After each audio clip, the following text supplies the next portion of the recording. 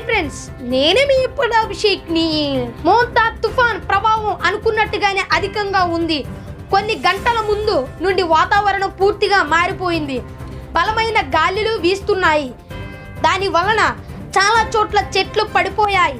మాకైతే కరెంటు కూడా ఆపేశారు. సముద్రం కూడా చాలా పైకి ఎగసి పడుతుంది.